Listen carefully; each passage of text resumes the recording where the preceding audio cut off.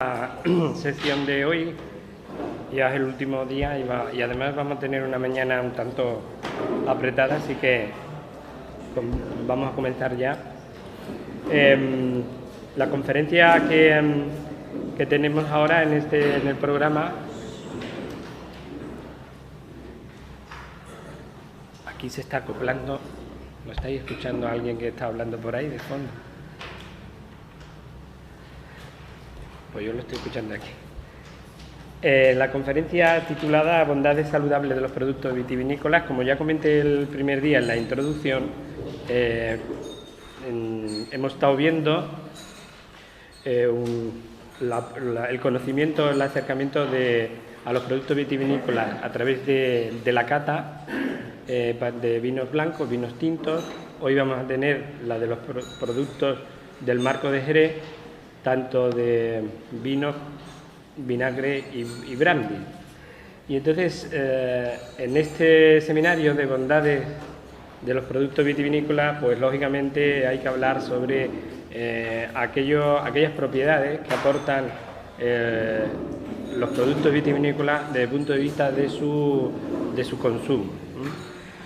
Hablar de propiedades saludables de productos vitivinícolas prácticamente está reconocido históricamente de que el consumo de vino es muy bueno para la salud, con lo cual ya ha terminado la conferencia, ¿no? Lo admitimos porque se admite históricamente, popularmente, pero vamos a dar algunas visiones sin profundizar mucho, lógicamente, la he orientado de forma muy divulgativa, sin profundizar en aquellos aspectos muy científicos, porque si no, bueno, estaríamos aquí mucho tiempo, ¿no? Entonces, la visión, ya digo, es muy panorámica y muy genérica. Vamos a intentar poner muchos ejemplos, pero que esto pueda servir de partida para profundizar luego ya en algunos aspectos puntuales, ¿no?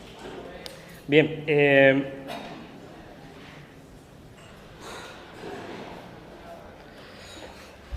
productos vitivinícolas, vamos a hablar de la uva, vamos a hablar del vino, vamos a hablar de vinagre y de brandy, como ejemplos más característicos de la zona en la que nos encontramos. De entrada, por ejemplo, la uva está considerada como una de las frutas más saludables del reino vegetal. Y como el vino viene de la uva, pues todo lo que hablemos de las propiedades saludables del vino es gracias precisamente a que esos compuestos que tiene el vino, que lo hacen saludable, vienen de la uva. Como ya hemos visto, por los distintos sistemas de vinificación, pues la composición de la uva pasa al vino y luego en el vino pues hay una transformación de azúcares en alcohol y hay muchos componentes que provienen de la uva que están en el vino. Como fruta saludable, bueno, la uva pues es muy nutritiva. Es decir, hay, por ejemplo, zonas en las que hay costumbre de consumir uva. Aquí, en Jerez, en la zona casi ya se ha perdido esa costumbre de consumir uva. Hay variedades de uva, como pasa con el vino, hay variedades de uvas que son expresamente para consumo, que son uvas, lo que se denomina uva de mesa, ¿no? Pero hay otras variedades que son uvas para vinificación que también son agradables para el consumo. Desde el punto de vista nutritivo, lo vamos a ver luego, pues la uva es, de hecho, por ejemplo, en algunas épocas ha sido prácticamente una de las fuentes de alimentación importante. En concreto, por ejemplo, en la época de la ocupación musulmana, aquí que tuvimos 8 siglos, pues en concreto, aquí en el marco de Jerez, a los árabes se les engañó, porque sabéis que por la religión suya pues está prohibido el consumo de bebidas con contenido alcohólico, por tanto estaba prohibido el consumo de vino y de hecho incluso intentaron anular toda la actividad vitivinícola de aquí del marco. Entonces aquí se les engañó en parte a los árabes diciendo que la uva no era para hacer vino, sino que era para hacer pasas. De hecho, el arte o la técnica de secar la fruta la trajeron los árabes. Entonces se le engañó diciendo que era para hacer pasas, y las pasas se utilizaban como el nutriente más fuerte que había en la zona, en la época, perdón. Entonces las pasas se le engañó diciendo que era como nutriente para los guerreros, ¿no? Y luego otro engaño fue que, aunque algunas uvas no se hacían pasas y por tanto se vinificaban, se hacía vino, pero el vino no se consumía, sino el vino se destilaba. La técnica de destilación la trajeron también los árabes, utilizando la técnica propia de los árabes, y ese fue el segundo engaño. Entonces, destilar el vino era para obtener alcohol vínico. Ese alcohol vínico pues se decía que eran para curar las heridas de los guerreros, ¿no? Entonces esos fueron dos engaños que históricamente están ahí reconocidos, y gracias a eso pues prácticamente aquí no se llegó a arrancar las vides como ocurrieron en otras zonas de España, ¿no? Bien, entonces simplemente como algo, una anécdota histórica de que la uva de hecho ha sido como una fuente nutritiva por muchos años, ¿no? Bien, en cuanto al vino ya como tal, como producto de consumo, hay que tener en cuenta que el vino es un producto de fermentación de la uva, y por tanto no hay que considerar al vino como una bebida alcohólica, como lo consideran en muchos países. De hecho, ya incluso en la normativa de la ley de la vid y del vino, que es de la última versión del año 93, de 1993, ya el vino se considera como alimento, ¿eh? Entonces, hay que pensar que el vino no es una bebida alcohólica, que el vino además siempre, hay que pensar que siempre está asociado a las comidas, ¿eh? No se concibe el consumo de vino como objetivo de tomar una bebida que tiene alcohol, sino normalmente cuando consumimos vino es siempre pensando, siempre alrededor de las comidas, siempre está asociado a las comidas, ya sea antes de las comidas, como por ejemplo aperitivos, durante la comida, o incluso hay vinos que, por ejemplo, para después de las comidas, ¿no? Como veremos luego en la cata de la última hora. Después, otro producto derivado del vino, como es el vinagre, como ya hemos visto, que el vinagre es la acetificación del vino.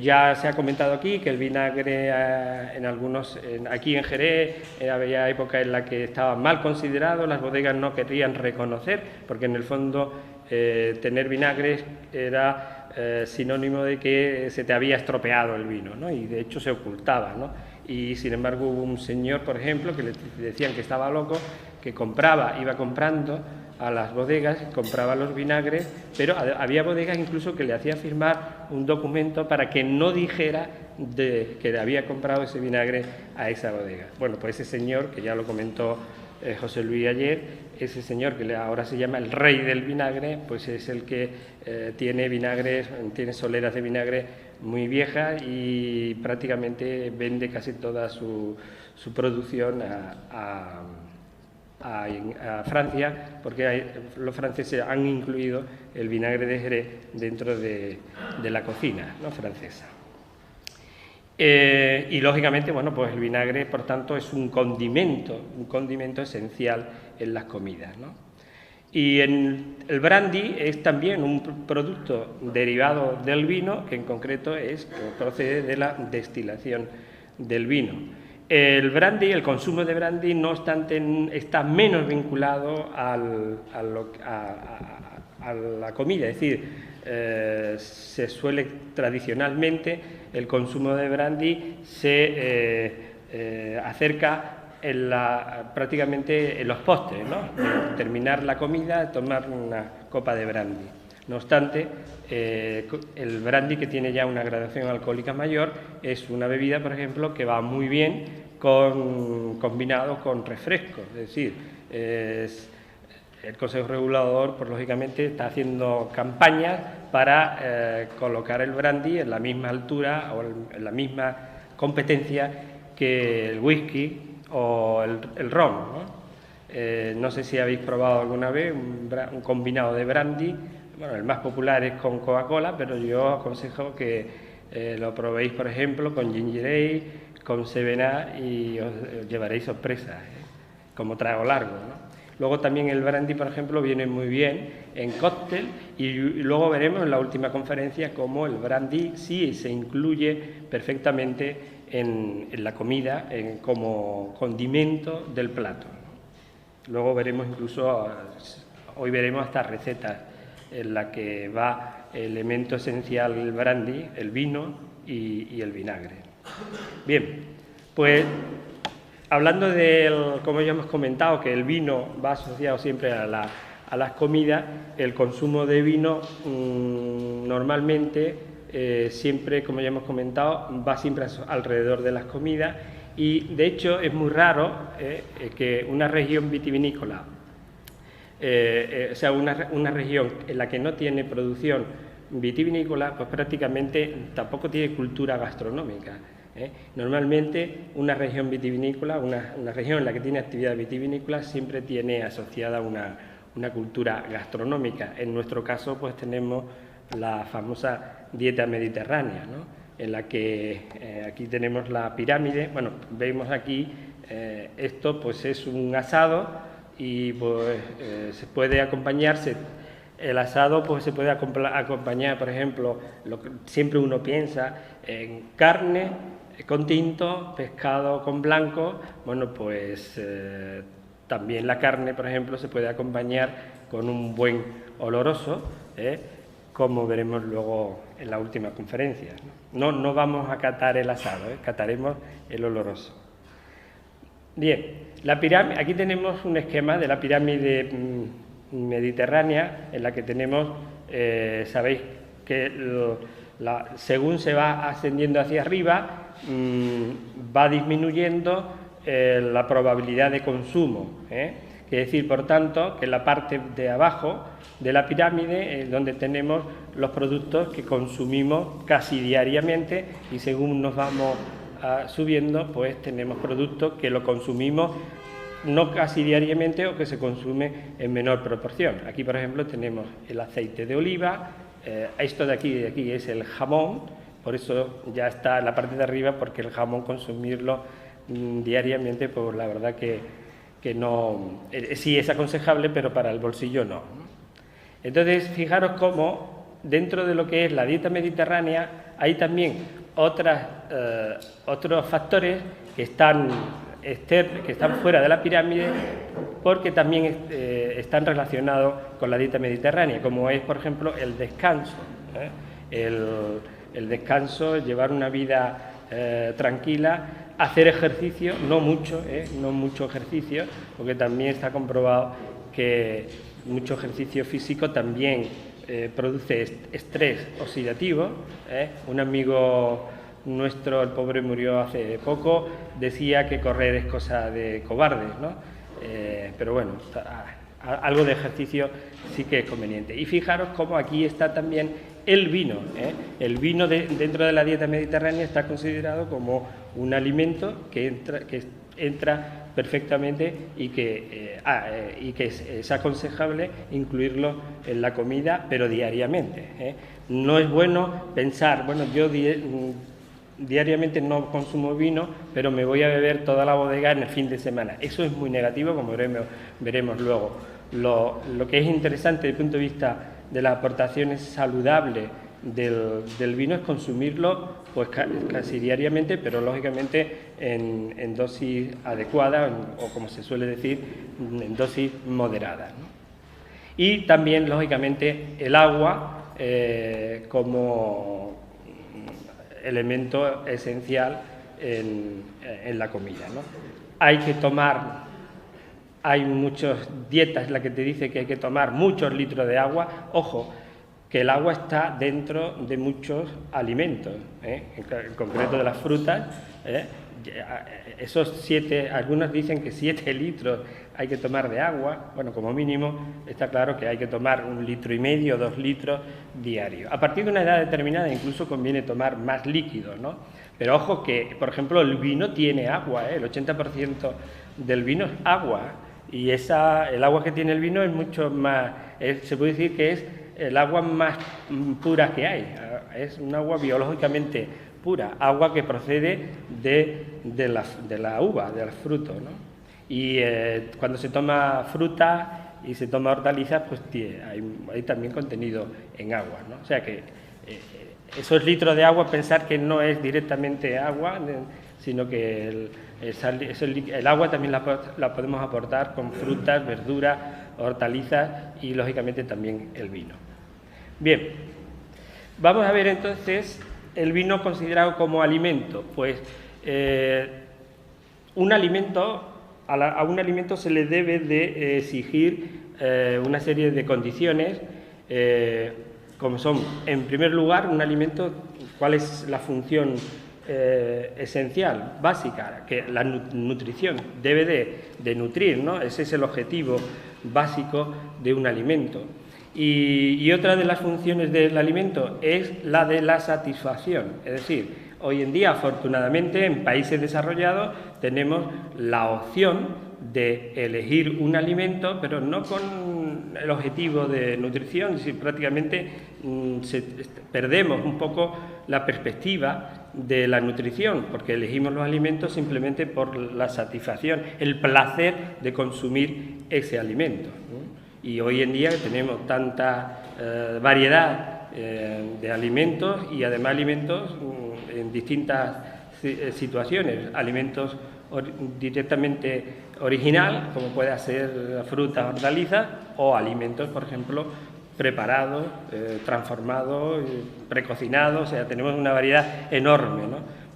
A la juventud a lo mejor elige alimentos porque le gusta, como puede ser las hamburguesas, las pizzas, etcétera, etcétera, y hay otra edad en la que, por ejemplo, se elige otro tipo de alimentos, y se elige pensando en el consumo por la satisfacción, el placer de consumir ese alimento. Bueno, pues el vino, el vinagre y el brandy, pues cumplen, se puede decir que son de los alimentos que más cumple este objetivo, el de la satisfacción. O sea, el vino es claramente el que se elige por el placer de consumir ese vino. De hecho, vamos a comer tal cosa y elegimos tal vino porque ese vino marida muy bien con lo que vamos a comer. De toda la variedad de vinos que se cataron el lunes, de blancos, los que se cataron ayer tintos, pues cada uno luego elige el vino que más le gusta, porque va a tener esa mayor satisfacción, esa sensación placentera al consumirlo. Por eso digo que el vino es el que más cumple este objetivo dentro de toda la gama de alimentos, ¿no?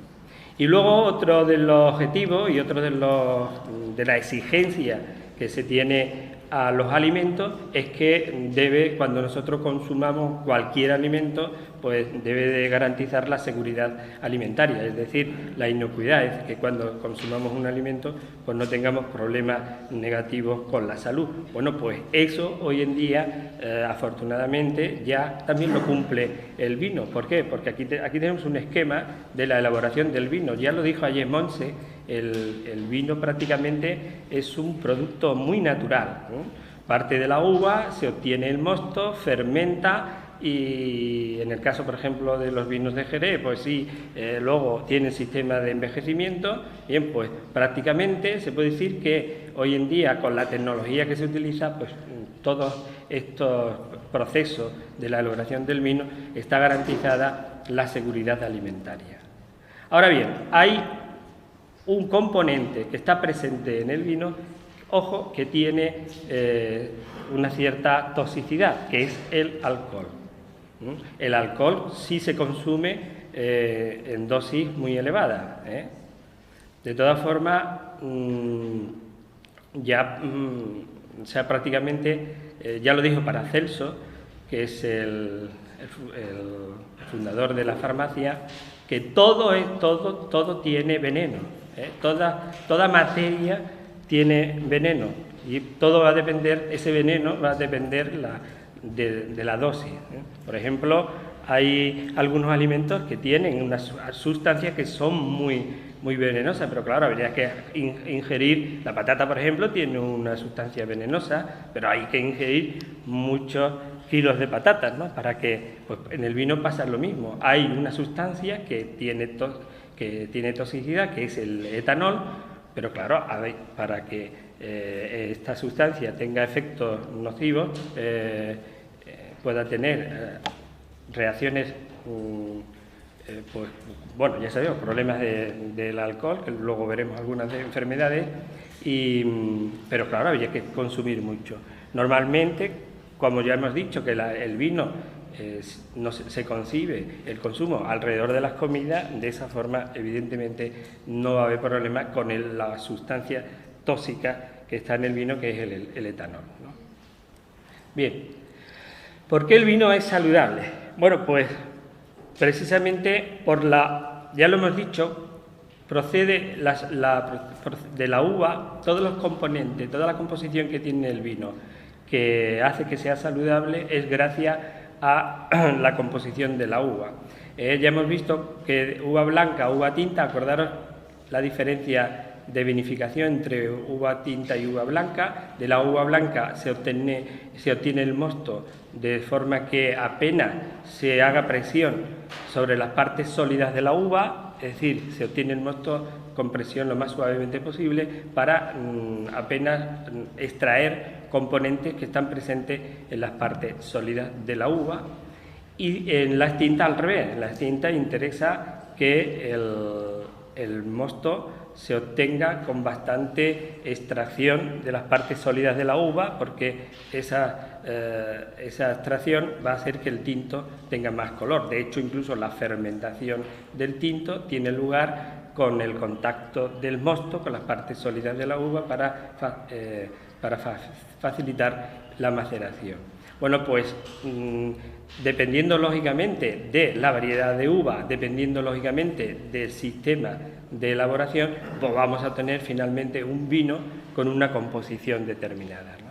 Y esta composición va a ser la que va a dar las propiedades del vino. Por ejemplo, la composición del vino, como ya hemos comentado antes, como componentes mayoritarios tenemos el agua, que puede ser hasta un 85%, y luego como componente mayoritario está el etanol. Dependiendo del vino vamos a tener una graduación alcohólica de 12 grados hasta 15 o incluso, como en el caso de los olorosos, 18 o incluso 20 grados, ¿no? Y luego fijaros, hay unos componentes minoritarios, es decir, que están en muy pequeña concentración, fijaros que queda prácticamente un 5%. Estos componentes minoritarios son muchas familias de compuestos, y hay una gran cantidad y variedad de compuestos. Bueno, pues todos estos compuestos que son minoritarios son los que tienen propiedades saludables. Aquí tenemos que, dependiendo del vino, va a tener una composición determinada que le va a aportar una serie de propiedades. A mí me gusta resumir las propiedades que tiene el vino en tres: enológicas, sensoriales y saludables. Las propiedades enológicas son las que el enólogo intenta elaborar su vino para que finalmente ese vino tenga, por ejemplo, un equilibrio en ácido. Los vinos blancos, acordaros, interesaba con cierta acidez. Bueno, pues el enólogo tiene que procurar que este vino finalmente tenga esa acidez, tenga un equilibrio determinado, por ejemplo, en aromas.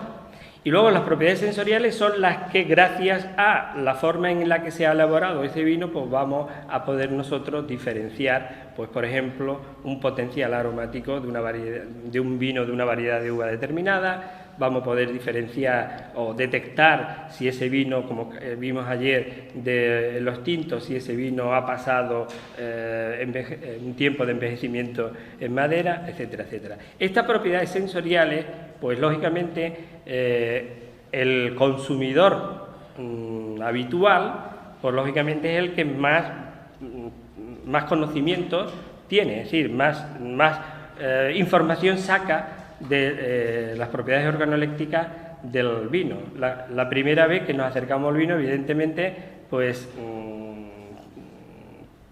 difícilmente a lo mejor vamos a diferenciar una variedad de uva de otra, ¿no? Sin embargo, ya vosotros con la cata de ayer y de antes de ayer, pues seguramente ahora podréis enfrentar con un vino y podéis detectar realmente qué variedad de uva es, ¿no? O si ese vino, por ejemplo, ha tenido crianza o no ha tenido crianza. Es decir, que las propiedades enológicas, nosotros no vamos, el consumidor va a ser difícil llegarlas a apreciar, bueno, aunque muchas de ellas están relacionadas con las propiedades sensoriales y el consumidor sí que puede apreciar y llegar a detectar estas propiedades sensoriales. Pero luego están las propiedades saludables, que son una serie de propiedades que están latentes en el vino y que prácticamente apenas se conocen, ¿eh? Entonces, estas propiedades saludables están las nutritivas, las preventivas, es decir, preventivas de ciertos riesgos o de ciertas enfermedades. El consumo de vino hace que podamos tener prevención de que no ocurra ciertos riesgos, ciertas enfermedades e incluso algunos componentes que están presentes en el vino pueden ser incluso hasta curativos, ¿no? Entonces, vamos a ir viendo ahora algunos ejemplos. En el caso de las propiedades nutritivas, pues tenemos en primer lugar el aporte calorífico, el aporte de calorías. El vino suele aportar de 600 a 1000 calorías por litro, dependiendo de la graduación alcohólica. El alcohol es el que aporta las calorías, pero si, por ejemplo, estamos teniendo vinos dulces, lógicamente el azúcar también aporta calorías. Fijaros que no aporta muchas calorías. Se piensa que el vino engorda, ¿no? De hecho, en muchas dietas de adelgazamiento el vino no te lo eliminan, ¿no? Pero evidentemente en dosis muy moderadas, ¿no? Después, desde el punto de vista del aporte de minerales como nutritivos, pues resulta que en el vino están los minerales indispensables para la vida, ¿eh? De hecho, incluso hay algunos minerales como por ejemplo el hierro, algunos como el cobre, el calcio, que la presencia de estos, en concreto el hierro y el cobre, pueden provocar incluso alteraciones desde el punto de vista enológico del vino, ¿eh? Esto es lo que yo le llamo pues la paradoja de química y saludable, es decir, hay muchos componentes que vamos a ver hoy que aportan propiedades saludables al vino y que en algunos tipos de vino la presencia de ciertas concentraciones de estas sustancias pueden provocar alteraciones en el vino. En concreto, por ejemplo, el hierro provoca una alteración del vino y la presencia de mucho hierro puede provocar alteraciones en el vino. Sin embargo, el hierro, por ejemplo, desde el punto de vista de consumo, pues muy interesante. Por ejemplo, para las mujeres que tienen más probabilidades de anemia ferropénica, pues es mucho mejor tomar todos los días vino en la comida que tenerse que tomar el fármaco este, que además tiene efectos secundarios, ¿no? Por ejemplo, un plato de lentejas, que las lentejas está claro que tienen bastante hierro, pues si se le se le echa un poquitín de vinagre, aparte de que eso está bueno, hay gente que le gusta a los cocidos echar vinagre, pues incluso el hecho de echar vinagre, la acidez que aporta el vinagre a ese plato de lentejas va a facilitar la fijación del hierro en la sangre, ¿eh? O sea que eso que es una costumbre de añadirle un chorreoncito de vinagre a las lentejas tiene también su efecto positivo desde el punto de vista de que facilita la fijación del hierro en la sangre.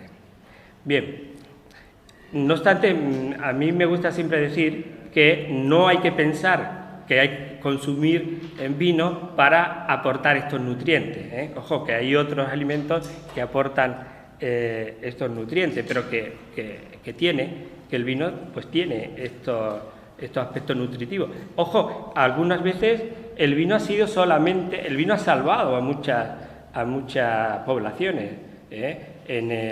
Aquí en Jerez, por ejemplo, cuando la peste no murieron tanta gente porque realmente se bebía vino. En muchas tripulaciones, cuando se cruzaba el charco para el Nuevo Mundo, pues básicamente la bodega se quedaba sin alimentos y la tripulación pues se mantenía gracias al consumo de vino y por supuesto ni mucho menos consumo de agua, ¿no? De hecho, como ya digo, hasta el agua le añadían vino para hacerla más saludable, ¿no?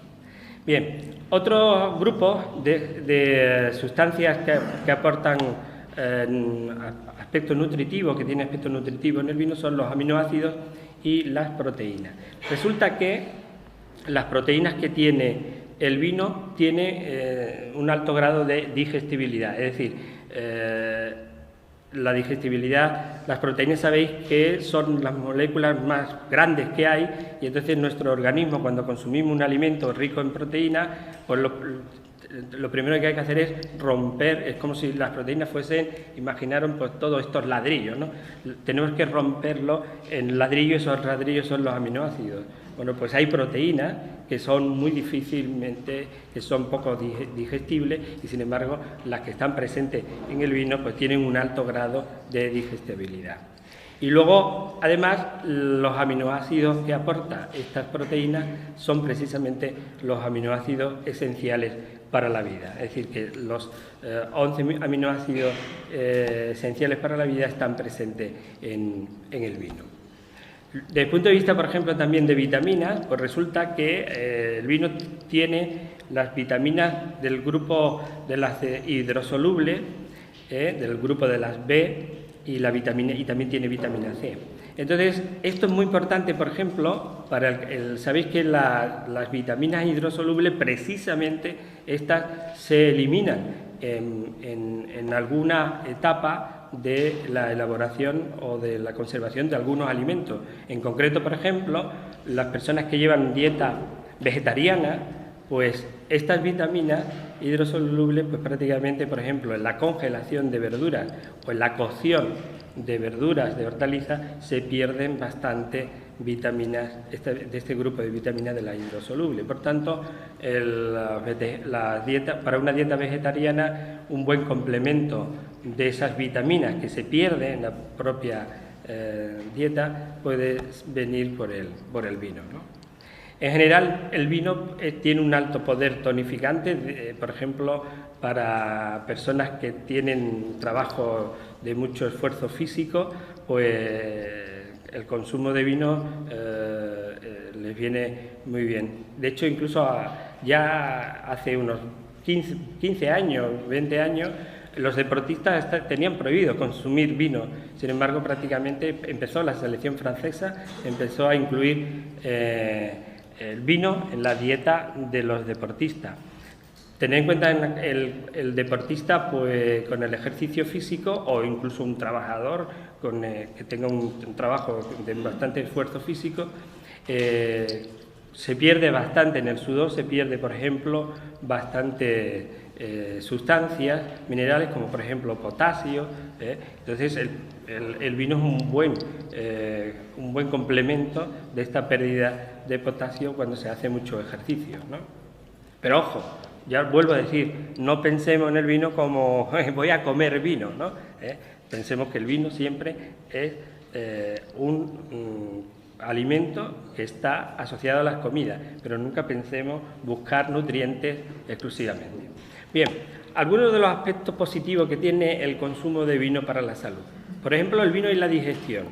Pues nosotros para hacer la digestión hay 3 fases, la cefálica, gástrica y la intestinal. Bueno, lo fundamental para hacer una buena digestión es tener el pH adecuado, ¿no? Y resulta que el pH del vino es un pH es el pH al que tiene que estar el estómago para poder hacer una buena digestión. En concreto, por ejemplo, si no tenemos, de hecho eso ocurre con la edad, con la edad va ocurriendo que el pH del estómago se va haciendo cada vez más alto. Entonces, por eso con la edad cuesta cada vez hacer mejor la digestión. Por tanto, con la edad es aconsejable incluso, en vez de empezar a tomar agua con las comidas, lo aconsejable es tomar, o por ejemplo, vino, o tomar, antes de comenzar las comidas, empezar, por ejemplo, con algo, con un aliño, pues que tenga, por ejemplo, vinagre. O sea, la acidez que aporta el vino y el vinagre hace que tengamos un pH adecuado en nuestro estómago para hacer una buena digestión. Pero además, incluso, fijaros, como ya he comentado, existe para hacer la digestión existe la etapa cefálica, que es totalmente mental, es decir, que nosotros incluso, si pensamos en un alimento, empezamos ya a esa sensación de que se nos hace la boca agua. Bueno, pues cuando se nos hace la boca agua pensando simplemente en un alimento, pues cuando se nos hace la boca agua, lo que está ocurriendo es que ya empezamos a segregar jugos gástricos, y esos jugos gástricos son los que aportan el pH al estómago. Entonces, nosotros, por ejemplo, simplemente cuando vemos que nos están sirviendo el vino, ya se nos está haciendo la boca agua, ya hay una sensación, bueno, pues esa sensación y sobre todo si comenzamos a beber o a oler la copa, eso ya nos está facilitando la digestión. Es decir, la fase cefálica es fundamental para facilitar la digestión. O sea, es bueno no comer rápidamente, sino ver cómo se está haciendo la comida, pensar en qué es lo que vamos a comer. Con esto ya estamos favoreciendo que vamos a tener una buena digestión. Y si además tomamos una copa de vino justo antes de comer, pues aparte de que nos aporta el pH adecuado, también está haciendo que el vino estimula incluso el apetito, y nos facilita considerablemente hacer la digestión. Bueno, otro aspecto, por ejemplo, el vino y las infecciones. Pues resulta que el vino tiene un alto poder bactericida impresionante, que está comprobado incluso en laboratorio, y se pensaba que, de hecho, incluso se ha utilizado muchas veces como curativo de heridas fisiológicas, aparte de las psicológicas, se ha utilizado mucho para curar heridas y para desinfectar, etcétera, ¿no? Entonces siempre se pensaba que este poder bactericida era debido al alcohol y a la acidez del vino. Sin embargo, en unas experiencias que se hicieron, por ejemplo, en el caso con un vino tinto, se pasó por una columna, un relleno, en el que al pasar el vino se hace que se quede dentro de la columna, es una columna de carbón activo, en la que ese carbón activo lo que hace es retiene todos los componentes que le da color al vino tinto, los compuestos polifenólicos. Entonces, pasándolo por esta columna, se comprobó que el vino, fijaros ya, pierde su color. El vino pasado por esta columna, es decir, el vino sin polifenoles, pues pierde el poder bactericida. Por tanto, esta fue una primera comprobación que se hizo, y luego ya se han hecho algunas investigaciones en las que realmente el poder bactericida proviene por la presencia de los taninos y los antocianos presentes en la uva tinta, por tanto, en el vino tinto. De hecho, se ha comprobado que, por ejemplo, la salmonela, estafilococos, todas las bacterias negativas, se ha comprobado que el vino, los taninos y los antocianos, pues los contrarresta. Por ejemplo, cuando se tiene problemas gastrointestinales, cuando lo que se llama la diarrea del turista, una forma de contrarrestar la diarrea es, por ejemplo, tomar tinto con bastante tanino. O O sea, un vino con bastante tanino. Por ejemplo, cuando se tiene problemas diarreicos, cuando se aconseja una dieta blanda, y hay una fruta que siempre se recomienda, que es manzana verde. La manzana verde se recomienda porque tiene bastante tanino, es decir, los taninos son las sustancias que hacen contrarrestar este problema por problemas de infecciones, de este tipo de contaminantes, ¿no? Un caso, por ejemplo, de la eficacia que tienen los taninos es, por ejemplo, también la inactivación de ciertos virus. Resulta que un virus, cuando entra en nuestro organismo, el virus no actúa él solo. El virus lo que hace es asociarse a las proteínas de nuestro organismo, y de esa forma es cuando tiene su actividad vírica. Entonces, si nosotros, por ejemplo, ponemos en contacto un vino con muchos taninos con el virus, pues resulta, ¿os acordáis se comentó, lo comenté yo el primer día, ayer lo comentó Montse, esa reacción que tenemos de la astringencia, que son una reacción de las proteínas de la saliva de nuestra boca con los taninos del vino? Esa es una reacción muy rápida, de tal forma que los taninos, en cuanto encuentra una proteína, se asocia rápidamente. Y esa es la típica reacción que tenemos de esa sensación de astringencia, ¿no? Bueno, pues el tanino, cuando entra en contacto con nuestro organismo, lo que se hace es asociarse con las proteínas y, por tanto, libera al virus, y este virus liberado pues no tiene actividad vírica. Bueno, pues esto se ha comprobado, por ejemplo, que el vino tinto pues contrarresta, por ejemplo, al virus de la poliomielitis, al herpes. El de la gripe todavía no se ha comprobado, pero bueno, la gripe se sobrelleva bien, a lo mejor consumiendo una copita de vino.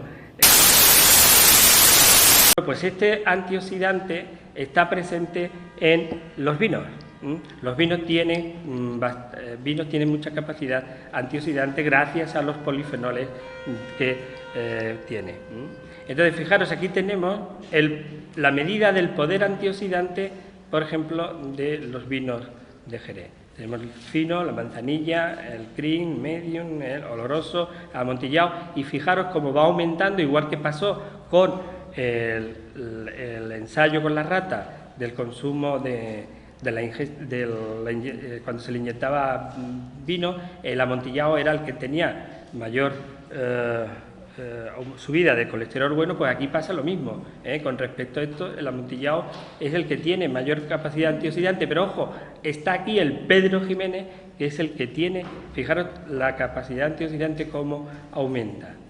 El hecho de que el Pedro Ximénez tenga esta capacidad antioxidante es sencillamente hay una etapa en la elaboración, que es el secado de la uva. La uva, cuando se seca, cuando se pacifica, lo que hace es que libera una molécula que se llama el resveratrol, que seguro que debe de sonar. Bueno, pues esta molécula es una de las moléculas que está presente en el vino, que tiene mayor capacidad antioxidante dentro de todo el conjunto de moléculas que son antioxidantes, ¿no? Entonces, este resveratrol pues se libera cuando la uva está sometida al secado por el sol. Es una situación estresante, y esta es una molécula que se libera cuando tiene esta situación estresante ante el sol. Aquí tenemos, por ejemplo, un estudio de vinos de añada de aquí, del Marco de Jerez, en el que se comprobó cómo el poder antioxidante aumenta con la vejez de los vinos, como ya hemos comentado. Está hasta tal punto que incluso la medida solamente del poder antioxidante puede servir hasta para estudiar la vejez promediada de los vinos, ¿no? decir, que los vinos viejos tienen más capacidad antioxidante que los vinos jóvenes. Eso no quiere decir que los vinos jóvenes no lo tengan, sino que aumenta la capacidad antioxidante con el tiempo de crianza. Y esto pasa también con los brandy y con los vinagres.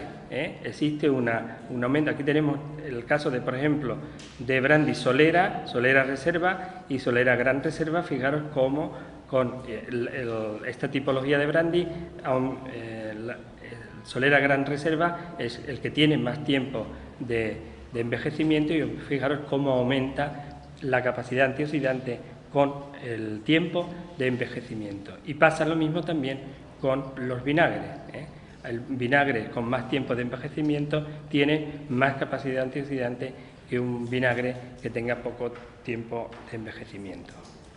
Por tanto, esto es muy importante en el caso, por ejemplo, de los vinos blancos. Siempre se comparan con los tintos, siempre se dice los tintos son más saludables que los blancos, pero por ejemplo un blanco como el nuestro, que tenga mucho tiempo de envejecimiento, pues llega a alcanzar, incluso superar la capacidad antioxidante, por ejemplo, de los tintos. O sea que un vino blanco de mesa sería el que menos capacidad tiene, un tinto el que más tiene, pero por ejemplo un fino de aquí de Jerez tendría un poquitín más, un fino con cierta vejez, un poquitín más que un vino blanco. No alcanzaría el vino tinto, pero por ejemplo un amontillado y un oloroso viejo pues tiene incluso más capacidad antioxidante que los tintos, por ejemplo. No sé si está claro, ¿no? Bien, otra cuestión interesante desde el punto de vista de un producto genuino de aquí, que es los vinos bajo velo de flor, y es el hecho del velo de flor, pues aporta pues una serie de aspectos diferentes a otros, ¿no? El hecho, por ejemplo, de que este velo de flor sea el que esté protegiendo de la oxidación al vino, acordaros que el aire que entra a través de los poros de la madera, pues no oxida al vino porque ese aire lo consume las levaduras. Bueno, pues estas levaduras, este velo de flor, tiene una capacidad antioxidante impresionante, ¿no?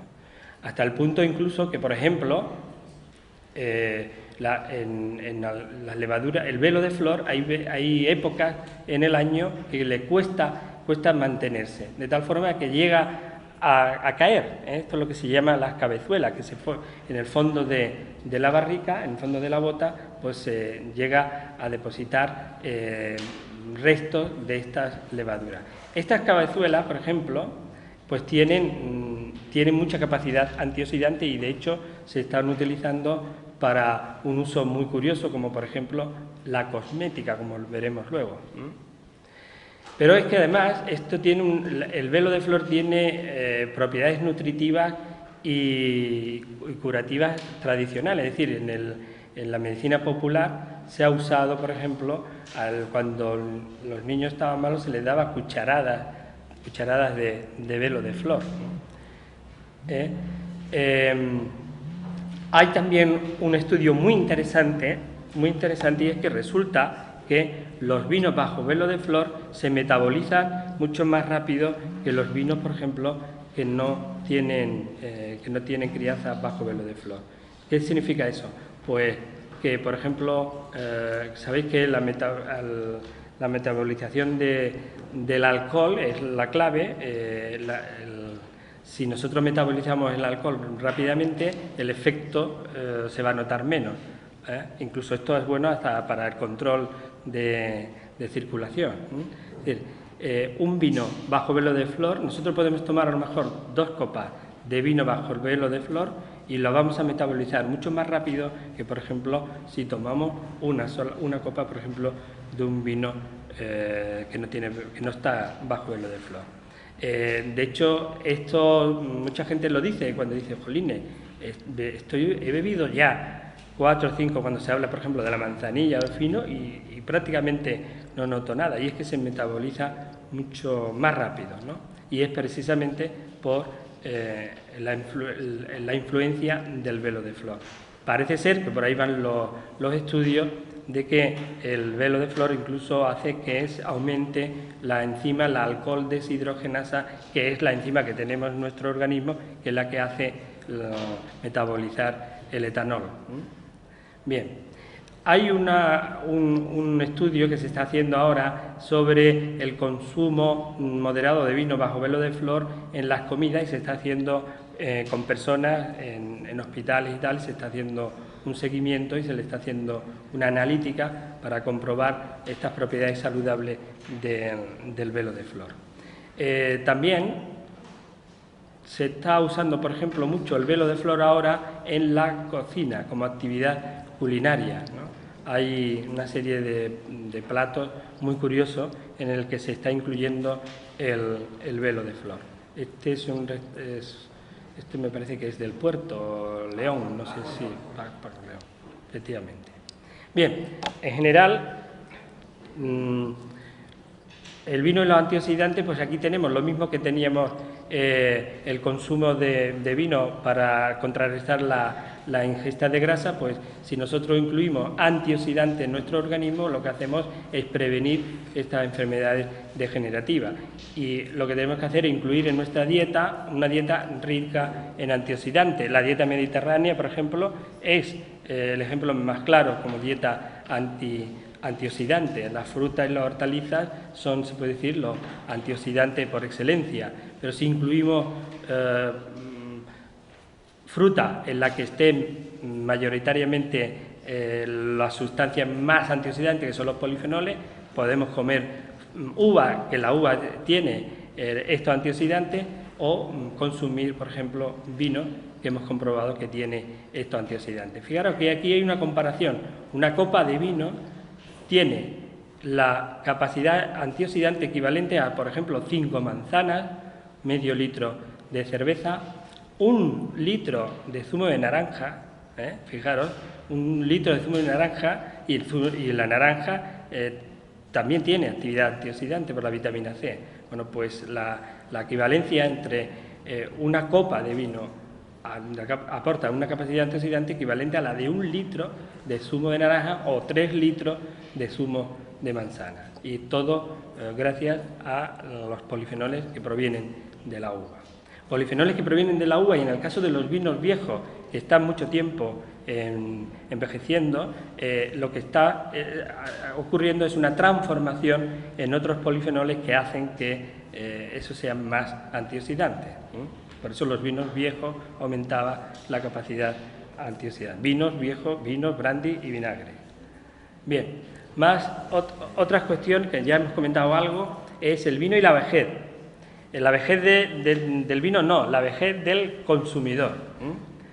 Ya hemos visto cómo para las personas mayores, a partir de una cierta edad, hay problemas para hacer la digestión, sencillamente por el pH. Bueno, pues ya hemos visto cómo el vino restablece el medio ácido para hacer la digestión, y por tanto es aconsejable incluso, ya desde el punto de vista terapéutico, empezar a tomar vino y no empezar a tomar agua, porque el agua incluso puede diluir la poca acidez que se tiene en el estómago. Es bueno tomar agua en la comida, pero conviene comenzar tomando vino o tomando, pues, por ejemplo, una ensalada con vinagre de Jerez, para aportar la acidez necesaria que necesitamos para hacer la digestión. Para personas mayores, por ejemplo, uno de los efectos más positivos que tiene, beneficioso, es el aspecto psicológico, ¿no? Porque además está comprobado que mejora el humor. Parece ser que hay ciertos estudios de que el vino activa la hormona de la alegría, la serotonina. Entonces, pues imaginar una persona mayor ya con los achaques, que puede que esté en una circunstancia no muy agradable, viviendo de prestado, pues imaginaros si además, si encima se dice, pues abuelete, vino no, agua, ¿no? Le va a quitar además, pues no sé, una bebida, un fármaco que le puede mejorar considerablemente el humor. Luego se ha comprobado cómo, efectivamente, gracias a los antioxidantes, pues hay estudios de que el vino, por decirlo así, de alguna forma, el vino alarga la vida, ¿no? Hay mayor probabilidad de longevidad para las personas que consumen vino de forma moderada, lógicamente durante toda la vida, que por ejemplo personas abstemias que no consumen vino, que solamente consumen agua, ¿no? Y hay un estudio muy curioso sobre la demencia senil y el Alzheimer, que ahora lo vamos a ver así muy por encima, ¿no? Hay algunos estudios, por ejemplo, aunque no tienen mucho rigor científico, son estudios más bien de tipo epidemiológico, es decir, estadística, ¿no? Entonces, que está relacionado con que disminuye la diabetes del adulto, la artritis reumatoidea, la depresión, está claro que sí, e incluso el resfriado común, pero estos, ya digo, son estudios estadísticos, que no tienen mucho rigor, no tienen mucho rigor científico, ¿no? Bien, aquí tenemos el caso del estudio de la relación entre el consumo de vino y la aparición de la demencia senil y el Alzheimer. Se hizo un estudio con unas personas mayores de 65 años, todos en residencias de estas de la tercera edad, a mí no me gusta decir tercera edad, bueno, residencias de mayores, y todos tenían la misma alimentación. Y entonces aquí tenemos los grupos, los abstemios, pues personas que no tomaban nada más que agua, los light es que tomaban ocasionalmente vino, los moderados es que tomaban durante la comida pues 2 copas de vino, y los heavy ya los que se pasaban, ¿no? Entonces, aquí tenemos, por ejemplo, al cabo de 5 años, aquí se ve la incidencia de la aparición de, o sea, diagnosticar la demencia senil y el diagnosticar el Alzheimer. Fijaros cómo los abstemios, un 5% ya tenía demencia senil al cabo de estos 5 años y Alzheimer un 3,7%.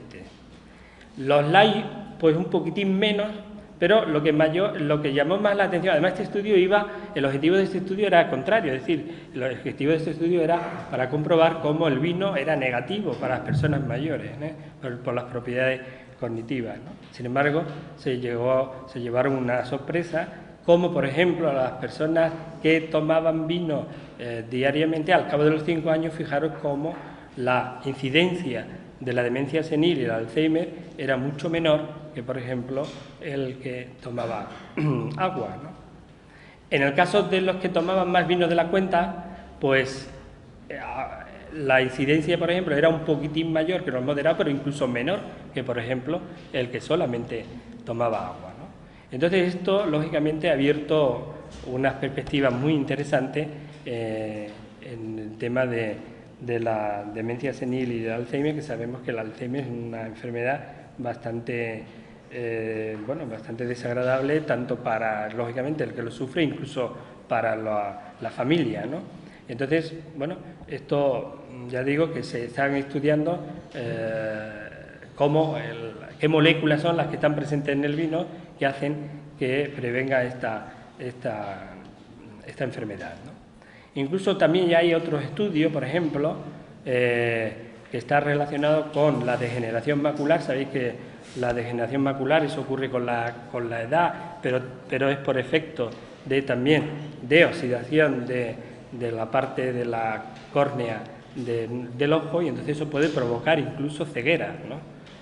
Pero pues se hizo un estudio, por ejemplo, sobre pacientes entre 45 y 75 años y resulta que el consumo de vino disminuía un 19% la degeneración macular. Estudio estadístico, esto no tiene mucho rigor científico, pero así empezó también el estudio del Alzheimer, con un estudio epidemiológico, ¿no? Es totalmente estadístico. Y ahora ya hay investigaciones, se están investigando precisamente qué ocurre, la causa-efecto del vino relacionado con la disminución de la incidencia del Alzheimer. Bueno, en cuanto también otros estudios, el vino y la prevención del cáncer, Pues resulta que sabéis que en el cáncer se estudia todas las investigaciones hasta el momento van en que investigar moléculas que hagan, o fármacos, que hagan que el tumor no promocione o que no progrese, ¿no?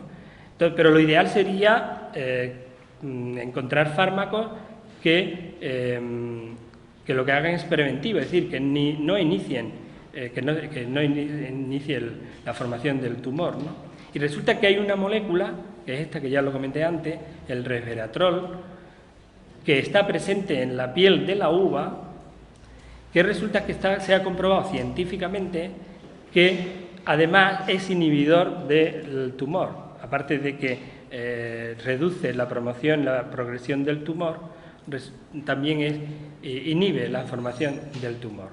Bueno, pues las investigaciones vienen de que también esta molécula reduce el daño oxidativo en el ADN.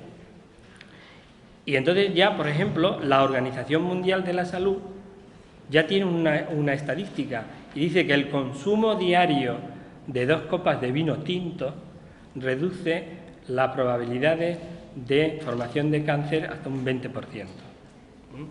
Yo pongo aquí, en vez de 2 copas de tinto, pues 4, por ejemplo, de manzanilla o de fino, porque como además se metaboliza muy rápidamente gracias al velo de flor, pues así es el equivalente a las 2 de la Organización Mundial de la Salud.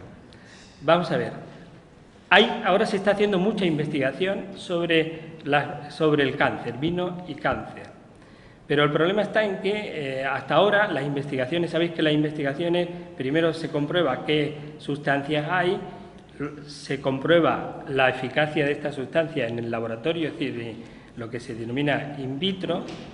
Luego se hace en animales, se comprueba si esta molécula, que ya el resveratrol, ya se ha comprobado en animales, en ratas pues se ha comprobado que efectivamente inhibe formación de tumores, etcétera, y la fase final es ya en clínico, es decir, en humanos. Y se puede decir que ahora ya se está empezando a pasar el estudio ya a clínico en humanos. Por tanto, hay que tener mucho cuidado con todo lo que se dice. Aparecen muchas veces en la prensa noticias que son muy esperanzadoras, pero ojo, las investigaciones, hasta que no se compruebe la fase final en clínica, no se puede decir, por tanto, que este resveratrol es anticancerígeno para el hombre, ¿no? Se está ahora mismo haciendo el estudio en clínica. Porque hay veces que incluso una molécula, cuando se investiga esta molécula que es anticancerígena o es antioxidante, por ejemplo, en el laboratorio, luego, cuando entra ya en el organismo, lo que se denomina la biodisponibilidad del organismo, hay moléculas que, por ejemplo, después puede ocurrir que sean incluso prooxidativos, que provoquen estrés oxidativo en las células del organismo. Por tanto, las investigaciones estas, yo cuento lo que hay, pero ojo, no pensemos que ya automáticamente el vino es bueno para el Alzheimer. Está claro que datos hay, pero que las investigaciones, que es anticancerígeno, etcétera, porque hay que pasar a esta última fase, ¿no? Después, y muy importante, un exceso de alcohol provoca muchas reacciones negativas. Es que está comprobado que efectivamente incluso el alcohol es un acelerador, un catalizador de la formación de tumores en las vías respiratorias y en el aparato digestivo. Bien, esta molécula ha dado tanto de sí de investigaciones que es la molécula, pues yo qué sé, por excelencia la más beneficiosa, ¿no?, desde el punto de vista saludable, porque es preventiva ya es comprobado científicamente, riesgos cardiovasculares, enfermedades geriátricas, el cáncer de inicio. Incluso los últimos estudios es que incluso también esta molécula es preventivo para la obesidad, Eso se ha comprobado en ratas. Hasta tal punto se ha investigado tanto esta molécula que incluso ya hay investigaciones para provocar, aumentar en la uva la presencia de esta molécula. Por ejemplo, Una es someter la uva a radiación ultravioleta. Os comenté antes, el Pedro Ximénez aumentaba la capacidad antioxidante, pues sencillamente porque esta es la molécula que aumenta cuando la uva está sometida a la radiación ultravioleta de los rayos solares, ¿no? Aquí tenemos un ejemplo de una uva Pedro Ximénez secada de forma artificial, o sea, como se hace tradicionalmente, y secada dentro de una cámara. Entonces, fijaros, aquí tenemos la medida de la capacidad antioxidante. Fijaros cómo la uva secada de forma natural tiene su capacidad antioxidante, pero fijaros cómo al secarla de forma artificial y con luz dentro de una cámara aumenta mucho más la capacidad antioxidante. Y es sencillamente porque el resveratrol que está presente en la uva, al someterla a la luz, pues aumenta su contenido y por eso aumenta la capacidad antioxidante. Es decir, que hay por ejemplo, unas investigaciones que se están haciendo, lo están haciendo 8 bodegas en La Rioja, que están incluso orientando la viticultura y la vinificación, orientándolas para aumentar el contenido de esta molécula, pensando en elaborar vinos más saludables. Hasta el punto que incluso hay ya en el mercado concentrados de resveratrol procedente de la uva. Por ejemplo, pues tenemos cápsulas ya ricas en polifenoles, en concreto, fijaros, la marca incluso es la de la molécula, el resveratrol. Y esto pues se está usando como complemento dietético o como para farmacia o incluso también como cosmética. Fijaros, si la forma de elaborar los vinos de Jerez, la primera etapa, que es la obtención del mosto, este mosto se consigue sometiendo la uva a una presión muy suave para que apenas se extraigan los componentes que están presentes en las partes sólidas, los componentes son los polifenoles. ¿Qué quiere decir esto? Que en los restos que queda, el orujo, están los polifenoles que no se han extraído, que no han pasado al mosto, ¿no?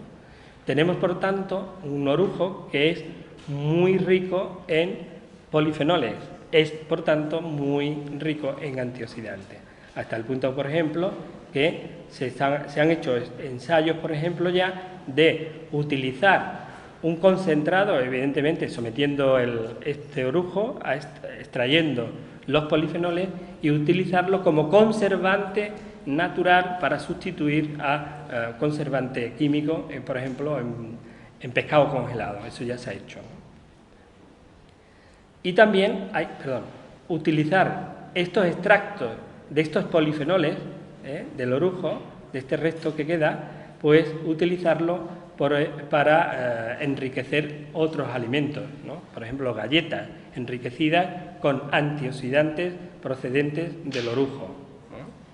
Por la riqueza que tiene en polifenoles. Luego veremos otro ejemplo, cómo se está usando incluso para otra actividad. Bien, aquí tenemos la curva, es muy importante esto, la curva de los efectos beneficiosos de la influencia del consumo. Aquí tenemos, pues, en este eje es el consumo de vino. Perdón.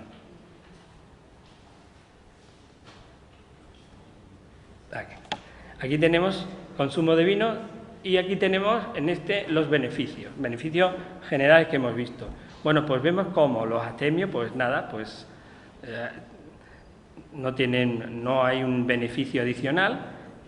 Cuando se consume 1 o 2 copas, pues vemos cómo aumenta estos beneficios, enfermedades preventivo de riesgos cardiovasculares, aporte de antioxidantes, etcétera. De tal forma que llega un momento en que si ya se consumen más vinos, llega un momento que ya los beneficios no aumentan, se llega a un umbral, pero a partir de un consumo ya de vino, estos beneficios incluso bajan drásticamente. Es decir, que por ejemplo, la prevención de riesgos cardiovasculares, un consumo de vino muy exagerado, que puede ser, por ejemplo, pues no sé, beberse todos los días 10 copas de vino o más de 10 copas de vino, pues entonces ocurre todo lo contrario, es decir, que se aceleran los efectos negativos de estos riesgos cardiovasculares. Bueno, pues este umbral, esta anchura, es mucho más estrecha si, por ejemplo, en vez de vino es una bebida alcohólica de alta graduación. O sea, llega a tener su beneficio, porque incluso hay médicos, como he comentado, que aconsejan el consumo incluso de whisky, para los que han tenido, las personas que han tenido amago de infarto o infarto. Pero esta anchura es mucho más estrecha, es decir, consumiendo pues 2, 3 whisky, pues ya a partir de ahí ya eso es un pico, no hay este umbral. No sé si me entendéis, sobre todo los jóvenes. O sea, sin embargo, en el vino, fijaros cómo este umbral de beneficios saludables es mucho más ancho. En otras bebidas sería así, la caída. ¿Vale? Bueno, es muy importante esto. Bien, y luego otros beneficios es ahora el vino por fuera. Si es bueno el consumo moderado de vino, ahora vamos a ver cómo incluso el uso de algunos productos por fuera. Nosotros tenemos, por ejemplo, aquí tenemos un esquemita de la piel sana, esta es la piel de un bebé, y después aquí tenemos ya la piel con cierta edad. Por influencia, como ya digo, de los radicales libres, pues se nos va oxidando las células de la piel y entonces esto provoca, pues eso, manchas y al final arrugas. Con la edad, por los rayos ultravioleta, por la contaminación, incluso el tabaco también está comprobado que también genera radicales libres. Bueno, pues si nosotros tomamos antioxidantes, como ya hemos visto, de forma interna, vamos a hacer preventivo de que esta piel sea, la arruga llegue más tarde, ¿no? Pero es que esto también nosotros podemos utilizar estos antioxidantes de forma externa y entonces podemos incluso hasta curar o regenerar incluso esta piel que ya está degenerada porque ya está oxidada, ¿no? El consumo, por tanto, de antioxidante incluso es preventivo para la piel. Bueno, pues la uva es, como ya hemos comentado, por su alto poder antioxidante, pues es ideal pues para, por ejemplo, prevenir las arrugas de la piel. Por ejemplo, en Francia siempre, las francesas se puede decir que son las que siempre se han preocupado más por la estética, ¿no? Bueno, pues en Francia hay una costumbre de que en vendimia las señoras cogen el racimo de uva y se lo aplastan y se hacen como una mascarilla. Y eso es tradicional en Francia, de ponerse mascarillas faciales con racimos de uva. Y es porque la uva tiene una capacidad antioxidante, como ya hemos visto, mucho mayor que la vitamina C y la vitamina E. La vitamina E es la que aparece en casi todos los productos cosméticos como antiarruga. Bueno, pues ha surgido alrededor del tema de usar la uva, el vino y otros, lo que se denomina un negocio, como lo que se denomina la vinoterapia. Aquí tenemos un ejemplo, el primer spa en el que, esto está en Cataluña, en que hay piscina en la que te puedes bañar en vino. Ha surgido lo que se llaman los spa enológicos o los wine spa. Fijaros los servicios que se ofrecen. Por ejemplo, pues esto es uva para contrarrestar la celulitis. No creo que tenga problemas, pero bueno.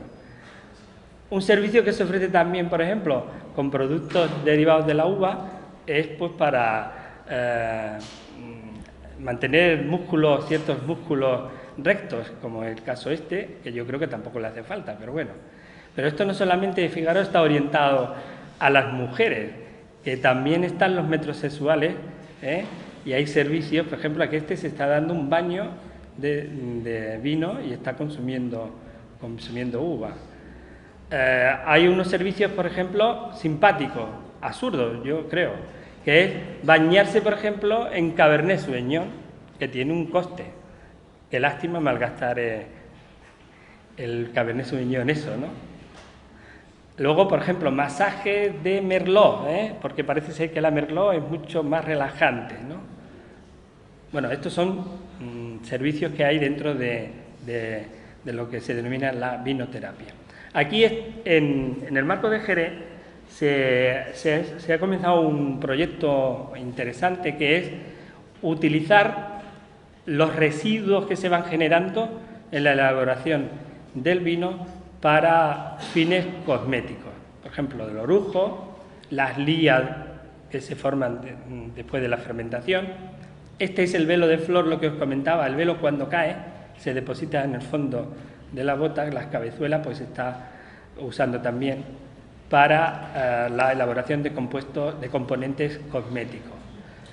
De tal forma que se amplía la oferta disponible en el mercado. Si la gente se pone baba de caracol, pues ¿por qué no se va a poner una crema derivada de la uva o de, como en el caso de los restos? Ha aparecido, por tanto, ya incluso una empresa que se llama Skinway, que lo que hace es no cosmética del Jerez, usando solo los residuos, o sea, obteniendo de los residuos de la vinificación, usando esos productos, los principios activos y dando lugar a varios productos. Es una cosmética con denominación de origen, es porque se utiliza todos los restos. El vino es para beberlo, no para malgastarlo en bañarse en él.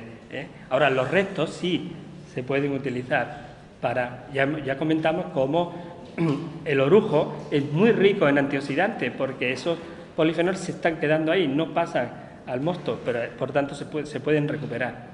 Hay una gama de productos ya, por ejemplo, para uso profesional, es decir, para spa, o centros de estética, y también ya hay productos de uso doméstico.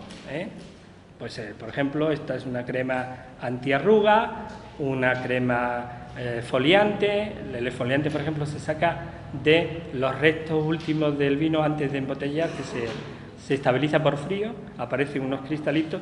Esos cristalitos tienen una capacidad exfoliante muy interesante. Este es el spa donde se han ensayado todos estos compuestos. Está muy simpático. Se hace primero un circuito por agua, de tal forma que se hace también un contraste térmico. Interesa pasar por la sauna. Este contraste térmico interesa para que se abran los poros, para que luego los tratamientos sean mucho más eficaces. Este spa está aquí en Jerez. Por ejemplo, aquí este es un tratamiento con los ollejos de las uvas y las pepitas de palomino fino, de aquí de Jerez. Por ejemplo, este es un programa antiedad con las ligas, fango y las cabezuelas como exfoliantes y antioxidantes. Luego estos cuerpos, por ejemplo, te embaturnan de todo esto y te envuelven como un rollito de estos de primavera. Luego hay duchas. Esto, por ejemplo, son los bitartratos, como hidratante y como peeling. Luego hay también baños en sales de bitartrato, no en vino, en sales de bitartrato. Y duchas, bien. Este es otro tratamiento, aquí está el envoltorio, como antioxidante y queratolítico, en fin. Estos son distintos baños de las lías, etcétera, etcétera. Y luego termina con un masaje de aceite de la pepita de la uva, un masaje totalmente relajante, ¿no? Bueno, pues otras bondades de los productos vitivinícolas, aunque esto se va a hablar más bien ya en la última conferencia, es, por ejemplo, en la cocina, ¿no? Hay veces que el condimento clave de un plato es un vino o es un brandy o un vinagre, ¿no? Además, lo importante es que, por ejemplo, en la comida,